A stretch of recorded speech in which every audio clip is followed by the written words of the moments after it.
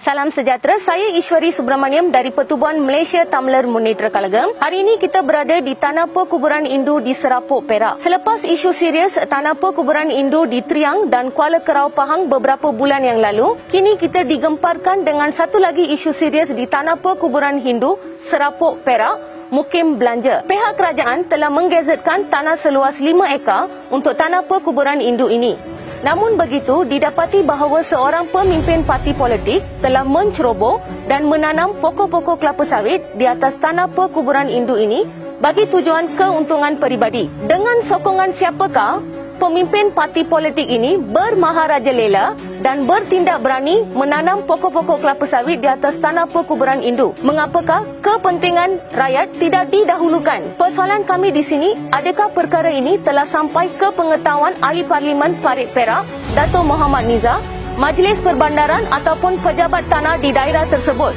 Dan apakah jalan penyelesaian bagi isu ini? Kami dari Malaysia Tamler Munitra Kalagang dengan rendah diri menyeru agar Yang Amat Berhormat Menteri Besar Perak, Datuk Sarani Muhammad, mengambil tindakan tegas ke atas pemimpin parti politik yang terlibat dan menyaran pemimpin tersebut untuk menebang pokok-pokok kelapa sawit yang ditanam di atas tanah perkuburan Indu Serapuk, Perak dengan segera bagi memberi laluan kepada masyarakat di kawasan ini untuk menjalankan upacara pengebumian tanpa sebarang alangan.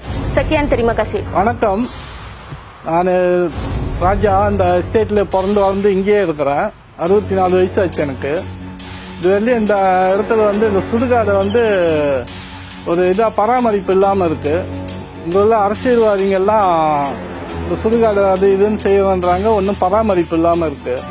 ஒரு தண்ணி இல்லை, current இல்லை, எதுவுமே இல்லை. இந்த இடத்துக்கு இந்த 5 எஸ்டேட்டுங்க சேர்ந்த சுடுகாடு இதுதான்.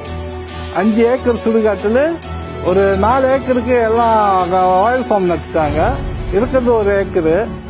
இங்கே இந்த மாதிரி செஞ்சுக்கிட்டு இருந்தா அங்கே அடுத்தவங்க வந்து புதைக்கிறதுக்கு எதுக்குமே இடம் இல்லாமல் போயிடுச்சு. இப்போ அரசியல் தலைவர்களாக அதுக்கு ஒரு நடவடிக்கை எடுத்து எல்லாம் ஒரு தீர்வு காணணும்.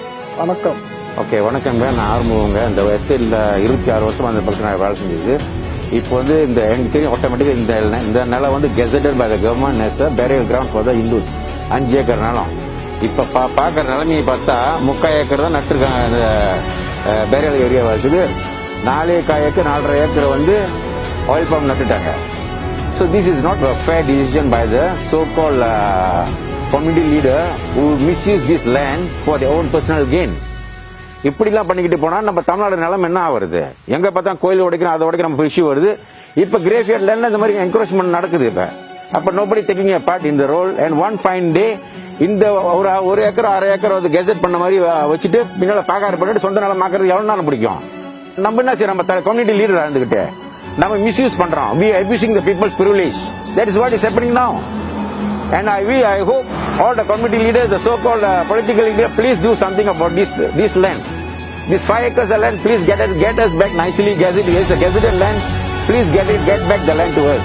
And whoever planted the oil palm tree, முடிஞ்ச வரைக்கும் சுத்தம் பண்ணிட்டு எங்க நிலத்தை கொடுத்துருங்க திருப்பி. இங்க உள்ள ஆளுங்களுக்கு Ferial ground, proper Ferial ground நாங்க செட் பண்ண போறோம்.